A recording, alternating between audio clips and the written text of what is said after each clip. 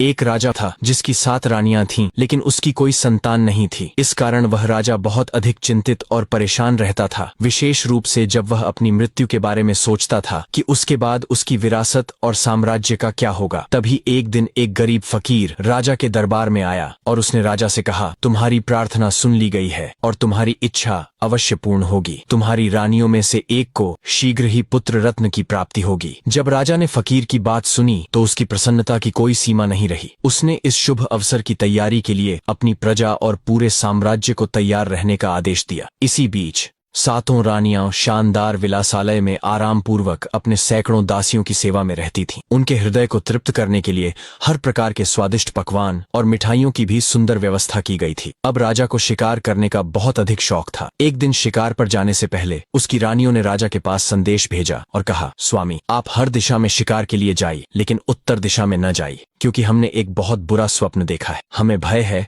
कि उत्तर दिशा में आपके साथ कुछ अनहोनी हो सकती है। राजा ने अपनी रानियों की चिंता को समझते हुए उनकी विनती स्वीकार कर ली और उनसे वादा किया कि वह उत्तर दिशा में शिकार करने नहीं जाएगा। इसके बाद उसने दक्षिण दिशा में शिकार करना शुरू किया, लेकिन दुर्भाग्यवश उसे बहुत समय बीतने के बाद भी कोई शिकार नहीं मिला। हालांकि वह शिकार करने में निपुण था, फिर भी ऐसा ही उसके साथ पूर्व और पश्चिम दिशा में भी हुआ। राजा एक महान शिकारी था, इसलिए उसने निश्चय किया कि वह खाली हाथ महल नहीं लौटेगा। इस तरह वह अपनी रानियों से किया गया वादा भूल गया और उत्तर दिशा में शिकार की खोज में निकल पड़ा। इधर भी वह शिकार करने में असफल रहा। फिर उसने शिकार बंद करके महल लौटने का विचार किया, लेकिन आखिर में उसे इस दिशा में शिकार करने का मौका तब मिला जब उसने एक सफेद और सुनहरे रंग की हिरनी को देखा, जिसके सींग चांदी के समान चमक रहे थे। वह घने जंगल से गुजर रही थी और उसकी आभा से जंगल का वह भाग चमक रहा था। राजा ने उसे गुप्त रूप से देखा और जैसे ही वह आगे बढ़ी, तुरंत उसे मारने की तीव्र इच्छा से भर उठा। राजा पूरी तत्परता के साथ उसे पकड़ने के लिए आगे बढ़ा। तभी उसने देखा कि उस अद्भुत हिरनी के स्तनों में दूध भरा हुआ था। उसने तुरंत अपने सिपाहियों को आदेश दिया कि इस घने जंगल के इलाके को चारों तरफ से घेर लिया जाए। राजा के सिपाहियों ने तेजी से घेरेबंदी की, जिससे वह हिरनी उनके बनाए जाल में आ गई। फिर राजा ने अपने सिपाहियों को धीरे धीरे घेरे को छोटा करने का आदेश दिया। जैसे ही वे सभी आगे बढ़े, उन्होंने उस सफेद रंग की चित्रकारी वाली हिरनी को अपने बीच में पाया। राजा धीरे धीरे उसके और करीब जाता गया। उसने सोचा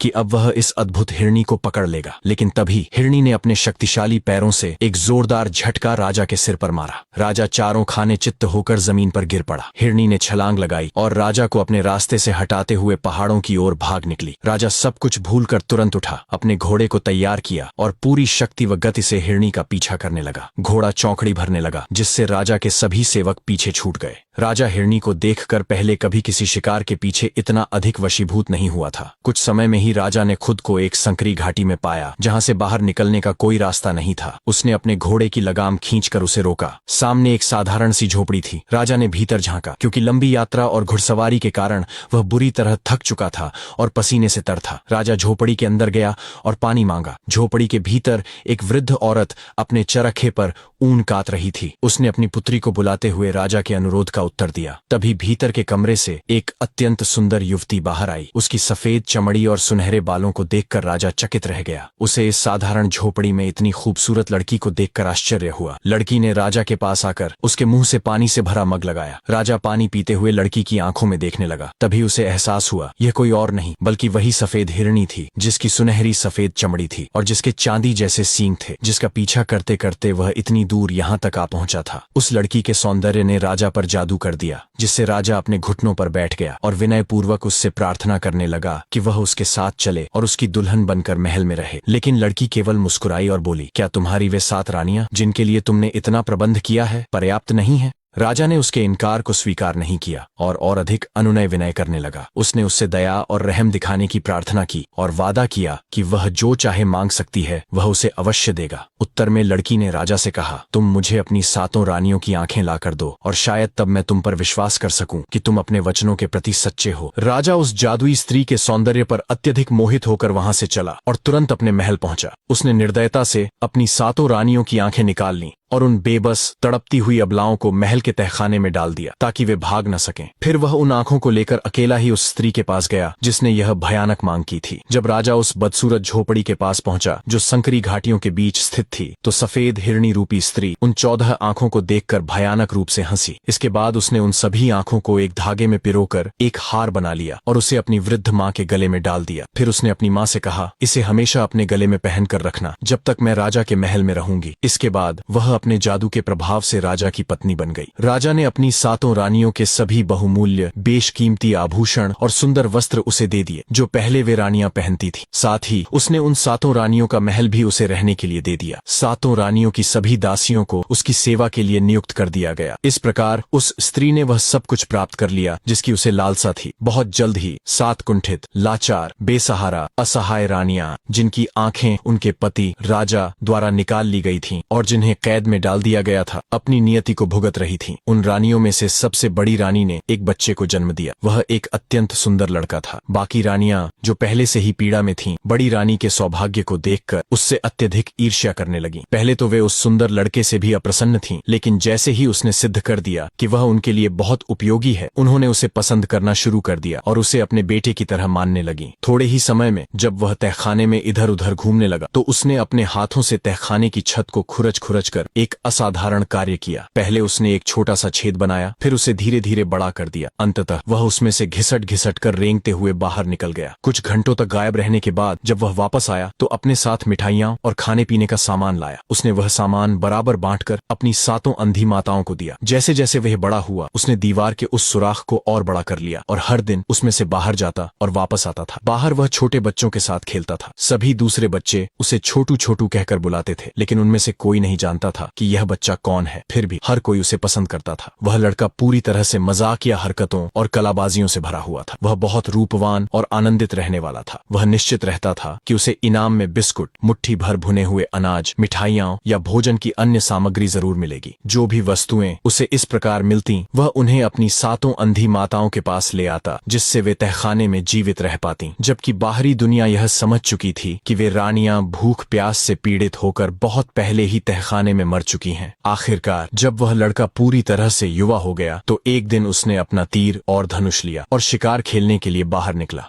चलते चलते जब वह महल के पीछे से गुजर रहा था तो अचानक उसकी नजर उस कुरूप सफेद हिरणी, जो अब रानी बन चुकी थी, पर पड़ी। वह भले ही शानदार और अतुलनीय थी, लेकिन उसकी कुरूपता स्पष्ट थी। उसी समय उसने देखा कि कुछ सफेद कबूतर महल के संगमरमर से बने बुर्ज के आसपास उड़ रहे थे। उसने वहीं से अपने तीर और धनुष से निशाना साधकर एक सफेद कबूतर को मार दिया। वह कबूतर हवा में चक्कर खाता हुआ उस रानी के करीब खिड़की के पास आकर गिर गया, जहाँ सफेद रानी बैठी हुई थी। वह अपने स्थान से खड़ी हुई यह देखने के लिए कि यह कबूतर कैसे मर गया। उसने खिड़की से बाहर झांका और पहली ही दृष्टि में उस सुंदर लड़के की झलक देखी जो अपने हाथों में तीर और धनुष लिए खड़ा था। अपनी जादुई शक्ति से उसने तुरंत जान लिया कि यह लड़का राजा का पुत्र है। ईर्ष्या और द्वेष से जलते हुए वह लगभग मरने जैसी स्थिति में पहुंच गई। उसने थूक दिया और तुरंत तय किया कि इस लड़के को बिना किसी देरी के नष्ट करना होगा। इसलिए उसने अपने नौकरों को भेजा और लड़के को अपने सामने बुलवाया। रानी ने लड़के से कहा, जिस कबूतर को तुमने मारा है, क्या तुम इसे मुझे बेचोगे? लड़के ने कठोरता से उत्तर दिया, नहीं, यह कबूतर मेरी 7 अंधी माताओं के लिए है, जो अभी दुर्गंधयुक्त अंधकारमय कालकोठरी में कैद हैं। वे मर सकती हैं यदि मैं उन्हें खाने के लिए भोजन न दूं। धूर्त सफेद रानी क्रोध से चिल्लाई, दुष्टात्मा, क्या तुम उनकी आंखों को वापस लाकर उन्हें देना नहीं चाहोगे? उसने आगे कहा, यह कबूतर मुझे दे दो मेरे प्यारे, और मैं तुम्हें वह रास्ता बता दूंगी जहाँ से तुम अपनी 7 माताओं की आंखें प्राप्त कर सकते हो। ये मैं श्रद्धा पूर्वक वादा करती हूँ। ये सुनते ही वह लड़का असीमित आनंद से भर गया, जिसे नापा नहीं जा सकता था। उसने तुरंत वह कबूतर कुरूप सफेद रानी को दे दिया। इसके बाद रानी ने कहा, अब तुम तुरंत बिना किसी देरी के मेरी माँ की तलाश करो। उसके गले में तुम्हारी माताओं की आंखों की माला है, जिसे उसने एक हार की तरह पहना हुआ है। वह अवश्य तुम्हें आंखें दे देगी। क्रूप निर्दयी रानी ने कहा, लेकिन इसके लिए तुम्हें यह कागज का टुकड़ा उसे देना होगा जिस पर मैंने आंखें लौटाने के लिए लिखा है। इसके बाद उसने लड़के को एक कागज का टुकड़ा दे दिया जिसमें वास्तव में यह लिखा था, इस शैतान के बच्चे को तुरंत मार डालो और उसके खून को पानी की तरह पी जाओ। 7 अंधी रानियों का बेटा अभी तक पढ़ना लिखना नहीं जानता था, इसलिए उसने उस कागज के टुकड़े को बहुत संभाल कर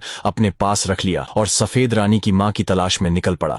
जब वह यात्रा कर रहा था उसी बीच वह एक ऐसे नगर में पहुंचा जहां उसने देखा कि वहां के सभी निवासी बहुत अधिक उदास और निराश थे। फिर उस लड़के ने उन सब से पूछा, क्या बात है, यहाँ सब दुखी और उदास क्यों हैं? सभी ने उत्तर दिया, यहाँ के राजा की केवल एक संतान है जो एक लड़की है और वह किसी से विवाह नहीं करना चाहती। जो भी युवा उससे विवाह करने के लिए जाता है वह सबको मना कर देती है। इस तरह जब उसके पिता की मृत्यु हो जाएगी तो इस राज्य और इस राजा की विरासत की देखभाल कौन करेगा? यही सोचकर इस राज्य का प्रत्येक निवासी दुखी और उदास है। हम सभी को यह भय सता रहा है कि राजकुमारी को हमारी चिंता बिल्कुल नहीं है। वह कहती है कि वह उसी लड़के से विवाह करेगी जिसकी 7 माताएं होंगी। जब से इस बारे में सुना है राजा बहुत अधिक उदास और परेशान है। इसलिए राजा ने आदेश दिया है कि जब भी कोई नया आदमी इस नगर में आए उससे पूछताछ की जाए और उसे राजकुमारी के समक्ष प्रस्तुत किया जाए। इस समय लड़का बहुत अधिक अधीरता और बेचैनी महसूस कर रहा था क्योंकि वह अपनी माताओं की आंखों को खोजने के लिए जल्दबाजी में था। इसलिए उसने जल्दी से उन सबको कहा, मुझे राजकुमारी के महल में ले चलो। जल्दी ही जब राजकुमारी ने उस लड़के को देखा तो वह लज्जावश शर्माते हुए अपने पिता राजा की ओर मुड़ी और कहा, प्रिय पिताजी, यही मेरी पसंद है। ऐसा आनंद का उत्सव वहां पहले कभी नहीं मनाया गया था जैसा इस समय मनाया जा रहा था। लोग प्रसन्नता से ऐसे झूम रहे थे जैसे पागल हो गए हों।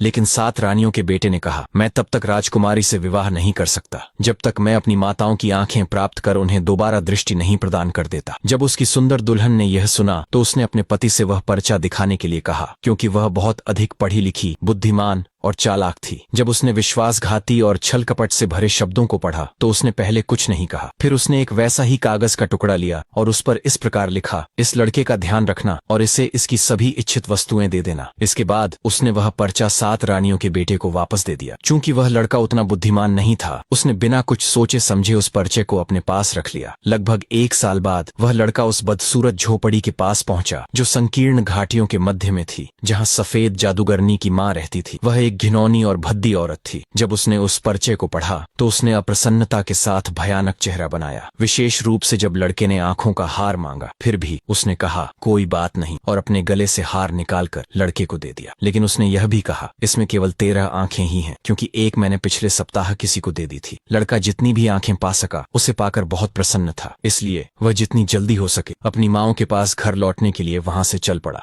उसने 2-2 आंखों की जोड़ी सभी 6 छोटी रानियों को दे दी और सबसे बड़ी रानी को केवल 1 आंख दी। फिर उसने कहा, मेरी प्यारी माँ, दूसरी आंख की तरह मैं हमेशा तुम्हारे साथ रहूंगा। इसके बाद वह राजकुमारी से विवाह करने के लिए चल पड़ा जैसा कि उसने वादा किया था। लेकिन जब वह सफेद रानी के महल के पास पहुंचा तो उसने महल के बुर्ज पर कबूतरों को देखा। उसने अपना तीर धनुष निकाला, निशाना साधा और एक कबूतर को मार गिराया। वह कबूतर लुढ़कता हुआ सफेद रानी की खिड़की के पीछे जा गिरा। जब सफेद रानी ने बाहर देखा तो उसे अपनी आंखों पर विश्वास नहीं हुआ। उसने आश्चर्य से सोचा, क्या राजा का बेटा अब भी जीवित और स्वस्थ है? नफरत और घृणा से भरकर उसने क्रोध में रोना शुरू कर दिया। फिर उसने लड़के को बुलवाया और पूछा कि वह इतनी जल्दी कैसे लौट आया। जब उसने सुना कि लड़के ने 13 आंखों को कैसे प्राप्त किया और उन्हें 7 अंधी रानियों को लौटा दिया तो वह अपने क्रोध को नियंत्रित नहीं कर सकी। फिर भी उसने अपनी जलन को छिपाते हुए खुशी दिखाने का नाटक किया और कहा, अगर तुम यह कबूतर मुझे दे दो तो मैं तुम्हें जोगी की अद्भुत गाय इनाम में दूंगी जिसका दूध पूरे दिन बहता है और एक पूरे राज्य जितना बड़ा तालाब बना सकता है। लड़के ने बिना कुछ सोचे समझे उसे कबूतर दे दिया। इसके बाद सफेद रानी ने उससे पहले उसकी माँ से गाय मांगने के लिए कहा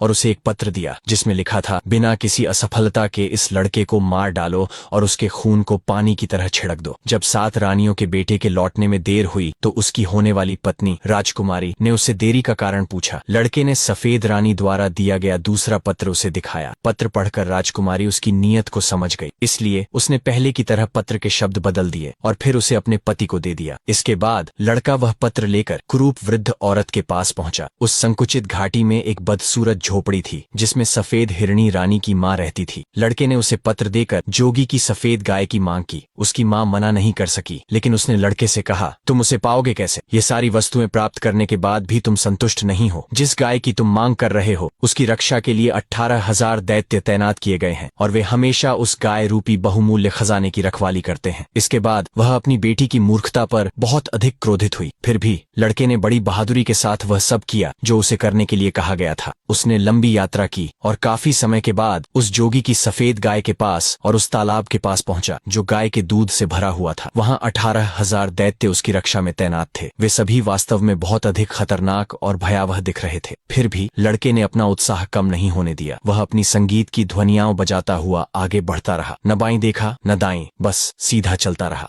इसके बाद वह सीधा जोगी की गाय के पास पहुंच गया। सफेद लंबी गाय बहुत सुंदर और अलौकिक थी। गाय के पास स्वयं वहां तैनात सभी दैत्यों का राजा था, जो दिन रात गाय को दुहता था और दूध उसकी थन से झरते हुए सीधे सफेद तालाब में जाता था, जो पूरा दूध से लबालब भरा हुआ था। जोगी ने उस लड़के को वहां देखकर कर्कश आवाज में पूछा, तुम यहाँ क्या चाहते हो? लड़के ने वही कहा जो उस वृद्ध औरत ने उसे समझाया था। उसने कहा, मुझे तुम्हारी चमड़ी चाहिए राजा इंद्र के नगाड़े को बनाने के लिए। उन्होंने कहा है कि तुम्हारी चमड़ी उनके नगाड़े के लिए अत्युत्तम होगी। यह सुनते ही जोगी कांपने लगा, क्योंकि किसी भी जीन जोगी में यह सामर्थ्य नहीं था कि वह राजा इंद्र के आदेश को नकार सके। वह लड़के के पैरों में गिरकर रोने लगा और कहा, यदि तुम किसी तरह मुझे छोड़ दोगे तो इसके बदले में मैं तुम्हें कुछ भी दे सकता हूँ, यहाँ तक कि अपनी सफेद गाय भी। इस पर 7 रानियों का बेटा थोड़ा हिचकिचाने का बहाना करता रहा और अंत में तैयार हो गया। उसने कहा, चलो कोई बात नहीं, ये मेरे लिए बहुत मुश्किल कार्य नहीं है। जोगी की चमड़ी की तरह कहीं और से भी सफेद चमड़ी तलाशना आसान होगा। मैं उसे तुम्हारी चमड़ी के नाम पर राजा इंद्र के पास पहुंचा दूंगा। इस तरह से उसने उस सुंदर सफेद गाय को हाँक कर अपने साथ ले लिया और वहां खड़े सभी लोग उसे देखते रह गए, क्योंकि उन्हें राजा इंद्र के क्रोध का बहुत भय था। वह उस गाय को अपने घर ले आया और वहां बांध दिया, जिससे उसकी 7 माताएं बहुत आनंदित हुईं। वे सब सुबह से शाम तक उस गाय का दूध निकालती रहती और अपनी जरूरत के हिसाब से दही, घी, मक्खन आदि बनाती थीं। वे दूध को बाजार में बेचने के बजाय उससे मिठाइयां बनाकर बेचने लगीं, जिससे उनकी आमदनी बहुत अधिक बढ़ गई और वे बहुत जल्दी धनी बन गई। यह सब आरामदायक जीवनयापन देखकर 7 माताओं का बेटा हल्के हृदय से राजकुमारी से विवाह के बारे में विचार करने लगा। लेकिन जब वह सफेद हिरणी के महल के पास से गुजर रहा था तो उसने स्वयं को वहां बुर्ज पर उड़ते कबूतरों का शिकार करने से नहीं रोक सका। ऐसा करते ही एक कबूतर उसका शिकार होकर सफेद रानी के महल की खिड़की के बाहर लुढ़कते हुए गिर पड़ा। जब सफेद रानी ने इसे देखा तो वह खिड़की से बाहर झांकी और उसकी निगाह 7 रानी के बेटे पर पड़ी। यह देखकर वह भीतर ही भीतर बहुत अधिक क्रोधित हो गई और पहले से भी अधिक सफेद पड़ गई। क्रोध में उसने थूका और उस लड़के को अपने पास बुलाया। उसने उससे पूछा, तुम वापस कैसे आ गए? जब उसे पता चला कि उसकी माँ ने लड़के के साथ कितनी विनम्रता से व्यवहार किया और उसके कार्य को सिद्ध करने में सहायता की, तो यह सुनकर वह भीतर ही भीतर जलने लगी, लेकिन अपने चेहरे से यह व्यक्त नहीं होने दिया। इसके बजाय उसने प्रेम से मुस्कुराते हुए कहा, यह तो बहुत अच्छी बात है कि तुमने जोगी की सफेद गाय प्राप्त कर ली है। इसके साथ ही उसने कहा, यह कबूतर मुझे दे दो, इसके बदले में मैं तुम्हें लाखों टन चावल उगाने वाले विशेष बीज पाने का रास्ता बताऊंगी, जो एक ही रात में उगाते हैं। ये सुनकर लड़का पहले से अधिक प्रसन्न हो गया और उसने वह कबूतर सफेद रानी को दे दिया। लेकिन इससे पहले रानी ने एक पत्र लिखकर लड़के को दिया, जिसमें लिखा था, इस लड़के को मार डालो और कभी असफल मत होना, इसके खून को पानी की तरह बहा दो। लेकिन जब पत्र पढ़ने वाले ने इसे देखा तो वह इसके लिखने वाले के कुरूप मकसद को समझ गया। उसने एक बार फिर पत्र की सामग्री बदलकर 7 रानी के बेटे को दे दिया और उसमें लिख दिया, इसके खून को हमारे खून की तरह समझना। खेत के मध्य में वह चावल का पौधा उगा था, जो एक ही रात में लाखों टन पकने वाले चावल में बदल सकता था। लड़का बहादुरी के साथ आगे ही आगे बढ़ता रहा, न वह दाएं देख रहा था न बाएं। खेत के मध्य में पहुंचा तो उसने वहां से सबसे लंबी फसल को उखाड़ लिया। लेकिन जब वह इसे लेकर अपने घर की ओर लौटने लगा तो उसके पीछे से हजारों आवाजें गूंजने लगीं, कृपया मुझे भी तोड़ लो, ओह कृपया मुझे भी तोड़ लो। रोती हुई आवाजें उसकी ओर झुकती जा रही थीं। यह सुनकर लड़का खुद को रोक नहीं पाया और उसने पीछे मुड़कर देख लिया। जैसे ही उसने पीछे देखा, उसका शरीर तुरंत राख के ढेर में बदल गया और वहां कुछ भी नहीं बचा। अब जब बहुत अधिक समय बीत गया और लड़का वापस नहीं आया तो उस वृद्ध औरत को चिंता होने लगी, जो संकरी घाटियों के बीच छोटे से बदसूरत झोपड़े में रहती थी। फिर उसे याद आया कि उसकी बेटी ने पत्र में क्या लिखा था, इसके अंदर वही खून है जो तुम्हारे अंदर है, इसे अपना ही खून समझना। इसलिए वह लड़के की तलाश में निकल पड़ी, यह जानने के लिए कि उसके साथ आखिर क्या हुआ। जल्दी ही वह उस छोटे राख के ढेर के पास पहुंची तो अपनी जादुई शक्ति से उसने सब कुछ जान लिया कि लड़के के साथ क्या हुआ था। उसने वहां से थोड़ा सा पानी लिया और उस लड़के की राख में पानी डालकर उसे मिट्टी का लोदा बनाया। फिर उसने उस मिट्टी से लड़के का हूबहू शरीर बनाया और अपनी छोटी उंगली को काटकर उसके मुख में अपने खून की कुछ बूंदें डाल दी। जैसे ही खून की बूंदें गिरीं, लड़का तुरंत उठकर पहले की तरह खड़ा हो गया। वृद्ध औरत ने गुस्से से गुर्राते हुए उसे डपटकर कहा, आइंदा मेरी आज्ञाओं का उल्लंघन मत करना, नहीं तो मैं तुम्हें अकेला छोड़ दूंगी और अपनी दयालुता पर पछताऊंगी। इस तरह 7 रानियों का बेटा आनंद पूर्वक अपनी माँ के पास वापस आ गया और अपने साथ वह चावल के बीज भी लाया, जो एक ही रात में लाखों टन पके चावल में बदल सकते थे। इस बीज की मदद से उसने बहुत जल्दी ही अपार धन कमा लिया और पूरे राज्य का सबसे धनी व्यक्ति बन गया। बाद में उसकी शादी उस चालाक रानी से कर दी गई, जो अपनी चतुराई के लिए प्रसिद्ध थी। लेकिन वह इतनी अधिक चालाक थी कि जब तक उसने यह नहीं जान लिया कि उसके पति का पिता कौन है, तब तक उसे चैन नहीं आया। उसने कुरूप सफेद जादूगर हिरणी को दंड दिया और अपने लिए ठीक वैसा ही महल बनवाया जैसा पहले 7 रानियों का था। फिर उस कुरूप सफेद हिरणी को निकालकर बाहर कर दिया गया और 7 रानियां फिर से उसी महल में रहने लगीं। जब सब कुछ उसकी इच्छा इच्छा के अनुसार हो गया तो उसने अपने पति से कहकर एक भव्य भोज का आयोजन करवाया, जिसमें पूरे राज्य की जनता और सभी सम्माननीय व्यक्तियों को आमंत्रित किया गया। जब राजा को 7 रानियों और उनके रहस्यमय बेटे के बारे में पता चला तो उसने अपनी गलती स्वीकार की और अपने पुत्र के निमंत्रण पर उत्सव में शामिल होने के लिए सहमत हो गया। राजा ने पहले भी उस रहस्यमय राजकुमार और उसकी अद्भुत संपत्ति के बारे में सुना था, लेकिन जब वह महल में प्रवेश कर सब कुछ देखा तो आश्चर्यचकित रह गया। वहां उसने देखा कि महल में हर चीज उसकी पिछली यादों का प्रतिबिंब थी। जब उसे विशेष रूप से सजाया गया और निजी हॉल में ले जाया गया तो उसने देखा कि 7 रानियां उसी शाही सिंहासन पर बैठी थीं, जहां उसने उन्हें आखिरी बार देखा था। उसी समय राजकुमार आगे आया, राजा के पैरों में गिरकर पूरी कहानी सुनाई। राजा यह सब सुनकर जादू के प्रभाव से हैरान रह गया और उसका क्रोध उस दुष्ट सफेद हिरणी पर फूट पड़ा जिसने इतने वर्षों तक उसे धोखे में रखा था। राजा ने हिरणी को दंडित कर मार डाला और उसकी कब्र बनवाई। इसके बाद 7 रानियां अपने शानदार महल में लौट आईं और सभी लोग खुशी खुशी रहने लगे।